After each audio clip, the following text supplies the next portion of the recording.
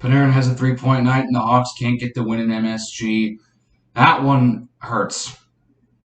It seems the Hawks are now going 1-1. They can't seem to get a streak going, winning or losing. Hawks lose 3-2 to the New York Rangers. Yeah. I mean, you're on the road. You had that miracle win against Washington. I wasn't expecting it to happen 2 games in a row, and it didn't. But they kept it a 1-goal game, even though they kept the game relatively close.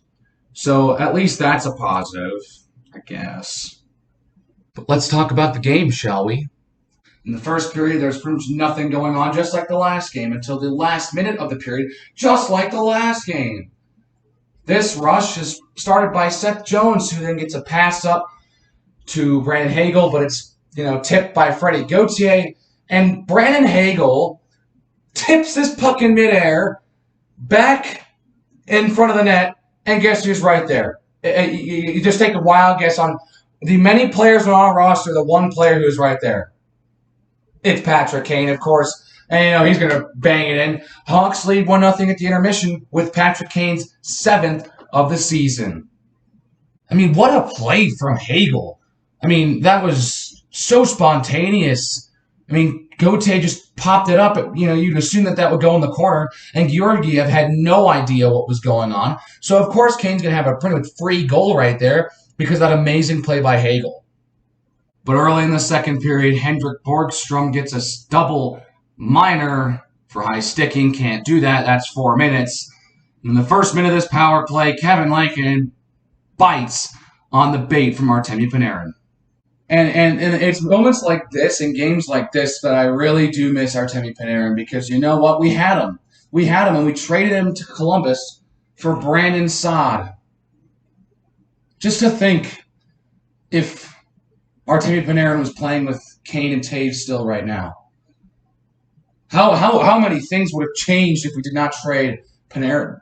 I have no idea, but you know what? We can't mull in the past. All that's over with. He's with the Rangers.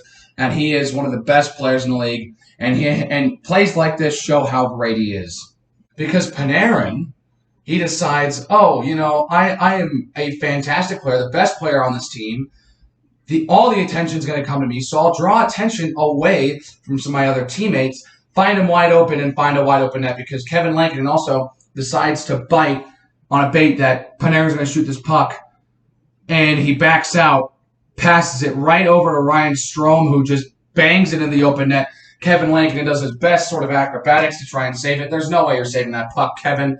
I'm sorry. You made the mistake, and that's going, and it's 1-1.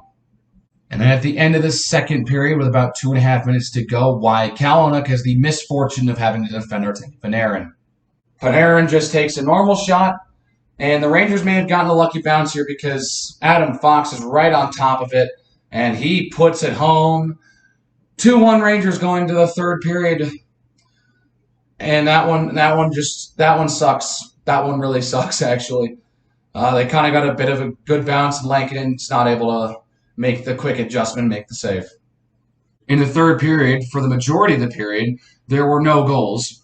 And because it's a 1-goal game, 2 original 6 teams, the tension just keeps rising and rising as you get closer to 0. And then with about 5 minutes to go, it's Artemi Panarin behind the net who grabs a loose puck, a dump-in, if you will. He tries to put it in past Lankinen, but his shot attempt was actually knocked away. And then Ryan Strome has to take a shot, and that's also blocked, but he kind of does a little spin, kind of throws it on net, and Lankinen makes the save. But you know what? Artemi Panarin's wide open with like half the net open. Of course he's going to bury it in his 3-1 Rangers. The fact that not one Hawks player decides, you know what, let's go ahead and cover Artemi Panarin even though he's away from the puck right now is kind of baffling. And, some of the last year's defense really reared its ugly head tonight as Artemi Panarin was allowed to pretty much walk all over this team. And wow. And this game's over at this point at 3-1. Because if the last couple of years have shown us anything, the Hawks cannot score down with under 5 minutes to go. They can't do that. No, that doesn't happen. But even though they're down 2, they actually try and they actually score. congratulations. It's, Seth Jones who has it under a minute and a half to go. Kane's got it next to the boards. Cross-ice passes to break it, and he snipes it. But Georgiev makes this stop at the line, so they go to review for it, and they end up giving the goal to break it. Not like it really mattered that much. All it did was just give us one less goal to see this game as, it only brings our goal differential down to 1 instead of 2, and we still lose anyways. Derek King has now, after the 4-0 start, gone loss, win, loss, win, loss, win on a repeat, which means we'll beat the Islanders tomorrow, which is what you'd expect, because the Islanders are now on a 10-game losing streak. They're looking like one of the worst teams in the entire league, and if we can't beat the Islanders on a 10-game losing streak, we don't deserve to exist. And that would be embarrassing on its own if we lost to the Islanders. They embarrassed us in our home opener anyways, so that's great. So it's probably good to get a little bit of revenge. So hopefully we can beat the Islanders, please. And then we get the Rangers again at home a couple days after that, and then we're done playing the New York teams for the rest of the season. We're 0-2 against the New York teams. Can we make it 2-2? That's going to do it for this one. If you like to hit that like button, hit that subscribe button if you want to see more content, and I'll see you guys next time.